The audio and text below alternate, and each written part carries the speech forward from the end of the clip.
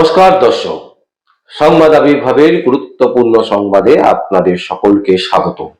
আমরা প্রত্যেক দিনের মতন আজকেও একটি বিশেষ এবং গুরুত্বপূর্ণ সংবাদ আপনাদের সামনে তুলে ধরব। দর্শক, মুখ্যমন্ত্রী মমতা ব্যানার্জি এবং তার ভাইপো যে ভয় পেয়েছে এটা কিন্তু একদম পরিষ্কার। এবং সুপ্রিম কোর্টে বারবার করে এই যে সবাই বলছে মামলা পিছিয়ে যাচ্ছে, বিভিন্ন রকমের সেটিং এর গল্প উঠে আসছে, এটাও কিন্তু শেষ পর্যন্ত সেটিং কিন্তু টিকবে না। কারণ বিজেপি এমন একটা দল, তারা নিজেদেরকে বেশি বিশ্বাস করে অপরের থেকে। অনেক দিন হয়ে গেছে, এনাফ ইজ এনাফ। এবার কিন্তু আর সেই সেটিং তত্ত্ব কিন্তু কাজে লাগবে না।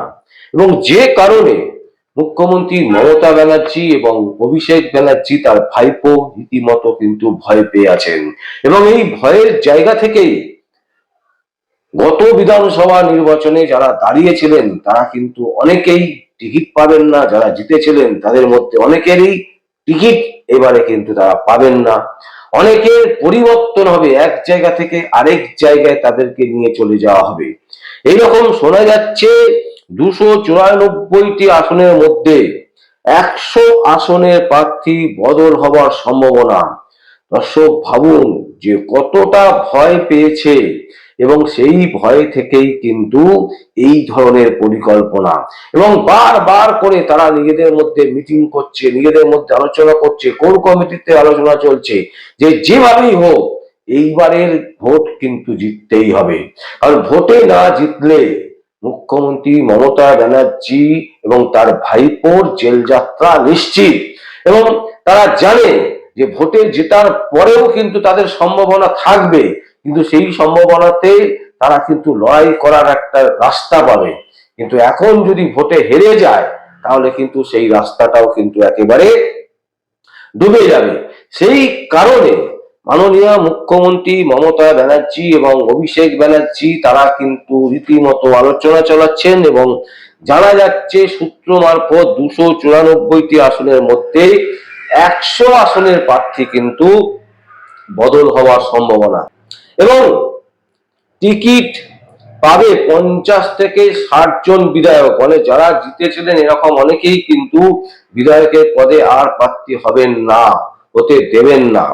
আমরা জানতে পারছি বেহালা পূর্বে টিকিট পাচ্ছে না রত্না চট্টোপাধ্যায়, এবং সেই নিয়ে রত্না চট্টোপাধ্যায় কিন্তু খুব উগরে দেবেন, এটাই কিন্তু একদম পরিষ্কার। আমরা দেখতে পাচ্ছি অন্যদিকে পানিহাটি বিধানসভা থেকে টিকিট পাচ্ছেন না মদন মিত্র। আপনারা সকলেই জানেন যে মদন মিত্র ইতিমধ্যে বহুবার বলেছেন যে আমি নিমিত্ত মাত্র, দলের একজন সেনা, আমাকে প্রার্থী করুক না করুক আমার কিছু যায় আসে না, আমি শুধুমাত্র দিদির ছত্রছায়া থাকতে চাই, জেলে থাকতে চাই না। এটা তিনি বলেননি, মানে এটাই হচ্ছে তার ভাষা। তো এই হচ্ছে বিষয়বস্তু। এবং এই জায়গায় দাঁড়িয়ে আমরা দেখতে পাচ্ছি রত্না চট্টোপাধ্যায় কে আস্তে করে কিন্তু সরিয়ে দেবেন। কারণ তারই হাজবেন্ড শোভন চট্টোপাধ্যায় তিনি কিন্তু দলে ফিরে এসছেন, এবং দলে ফিরে এসেই কিন্তু তিনি একটা ভালো পজিশনের জায়গা করে নিয়েছেন। মমতা ব্যানার্জির খুব কাছের মানুষ হচ্ছে কানন, কাননকে সরিয়ে ভোট করানো কিন্তু খুব মুশকিল, এটা মমতা ব্যানার্জি ভালোভাবে জানেন। তাই তিনি চাইছেন রত্না চলে যাক জলে, রত্নাকে মানে জলে ভাসিয়ে দাও, অসুবিধে নেই, কিন্তু কাননকে কাছে টেনে যখন নিয়েছি এবং কানন যখন কাছে চলে এসছে, কাননকে দিয়ে কিন্তু ভোট করাতে হবে। সাউথ 24 পরগনা বিস্তীর্ণ এলাকা দাপিয়ে বেড়ায় এই লড়াকু নেতা, আপনারা সকলেই জানেন শোভন চট্টোপাধ্যায়, তাকে দিয়ে ভোট করানো হবে। তাই রত্ন চট্টোপাধ্যায়কে বলে দিতে কোনো অসুবিধা নেই মুখ্যমন্ত্রী মমতা ব্যানার্জি। এবার রত্ন চ্যাটার্জির কাছে আমাদের একটাই প্রশ্ন, বুঝতে পারছেন মুখ্যমন্ত্রী মমতা ব্যানার্জি কি ধরনের মানুষ। তার স্বার্থে যাকে প্রয়োজন তাকে কাছে আনবে, তার স্বার্থে যাকে প্রয়োজন বিসর্জন দেওয়া তাকে বিসর্জন দেবেন। এটাই কিন্তু মমতা ব্যানার্জির স্ট্র্যাটেজি। এটাই মমতা ব্যানার্জি নিজেকে ছাড়া কাউকে বিশ্বাস করেন না, কাউকে ভালোবাসেন না। এবং এই যে অভিষেক ব্যানার্জি আর মমতা ব্যানার্জির মধ্যে কিন্তু একটা বিরাট দ্বন্দ্ব, কিন্তু যেহেতু বাসার ব্যাপার আছে, কারণ এখানে মুখ্যমন্ত্রী মমতা ব্যানার্জি জড়িয়ে আছে, বিভিন্ন স্ক্যামের মাথাতে বসে আছেন, তাই তাকে বাঁচতে হবে। এবার সে যদি জেলে চলে যায় তাহলে অভিষেক ব্যানার্জি জেল যাত্রা নিশ্চিত। তো তো সেই জন্য একে অপরকে বাঁচাবার জন্য কিন্তু ঐক্যবদ্ধভাবে লড়াই করছেন। তাদের মধ্যেও কিন্তু একটা বিরাট দ্বন্দ্ব কাজ করছে, বিরাট লড়াই আছে। অভিষেক ব্যানার্জি চাইছেন ইয়াং জেনারেশনকে নিয়ে দাপাদাপি করবেন এবং তিনি হবেন তার নেতা। আর মমতা ব্যানার্জি যে এত কষ্ট করে দলটাকে তৈরি করেছেন, তিনি চাইছেন যে আগে পুরনো যারা আছে তারাও থাকুক, নতুনদেরকেও স্বাগত।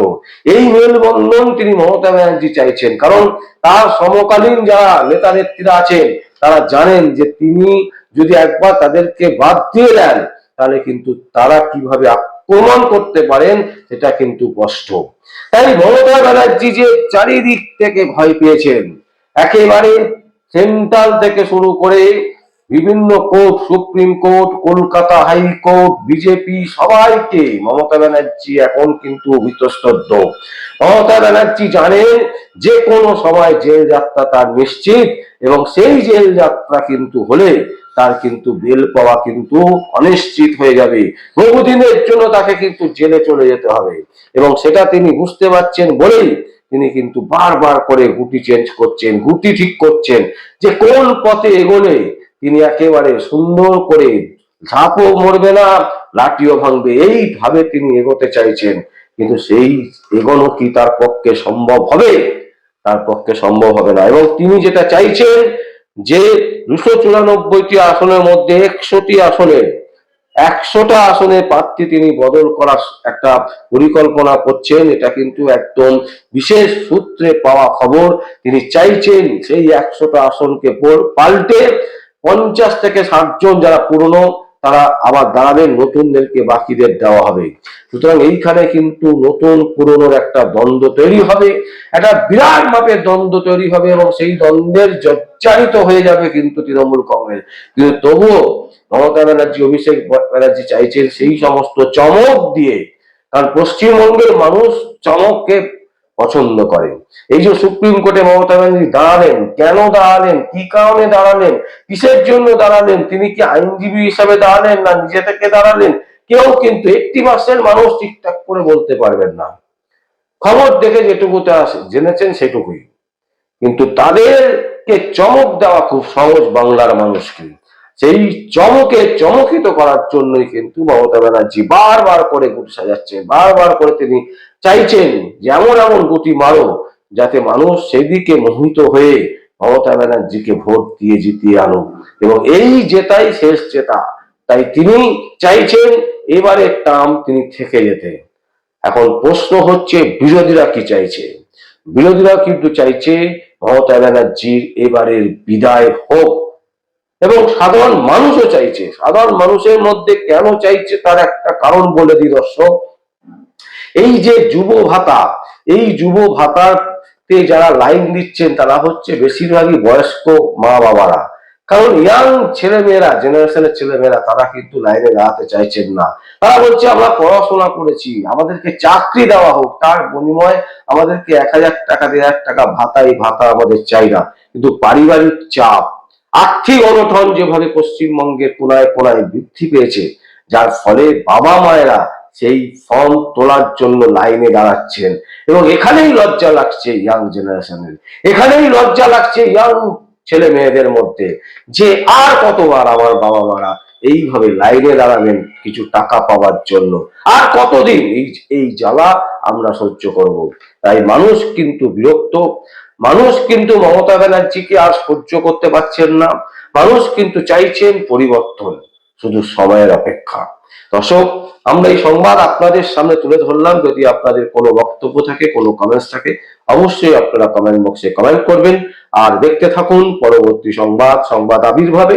আমার নাম বিশ্বজিৎ পাল, সংবাদ আবির্ভাবের জন্য।